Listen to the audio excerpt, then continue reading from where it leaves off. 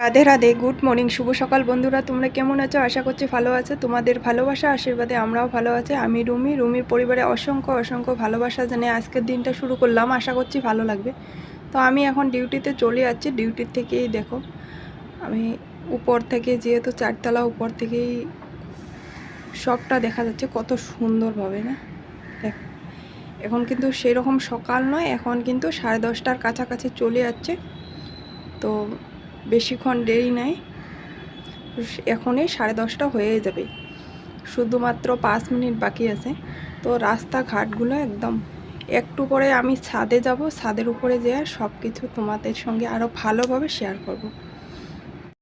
এখন আসি আমি রান্না করে, তো রান্না করব। রান্না শুধু আজকে একদম সিম্পল হিসাবে, তো ডালের মধ্যে মটর দিয়েছি, পনির দিয়েছি, ধনিয়া পাত দিয়ে, মানে একটা মিক্স ডালের মতো করব।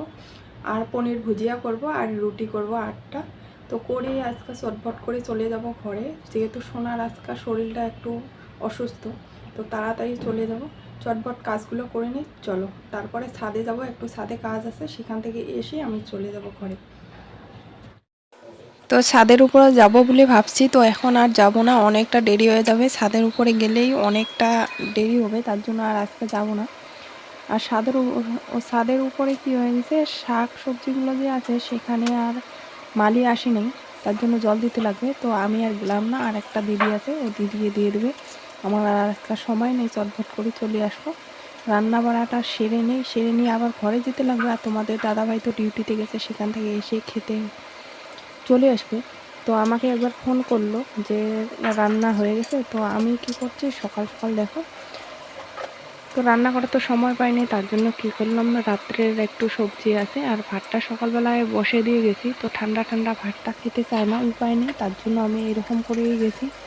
তা একটু বসাইছি, সোনা একটু খেয়েছে, আর তোমাদের দাদাভাই খেয়ে গেছে, আর একটু ছিল। তোমাদের দাদাভাই তো সেরকম লাগে না, 1 হাতা 2 হাতা ভাত হলেই হয়ে যায়, খালি কোনো রকম দুপুরে কিছু একটা খেতে লাগে। যেহেতু কাজে যায়, সেখান থেকে আসে, তো দুপুরে কিছু একটা খেতে লাগবে। তো আমি বলেই দিছি, যদি ঠান্ডা ভাত খেতে না চাও তাহলে তোমরা হোটেলে খেয়ে নিও।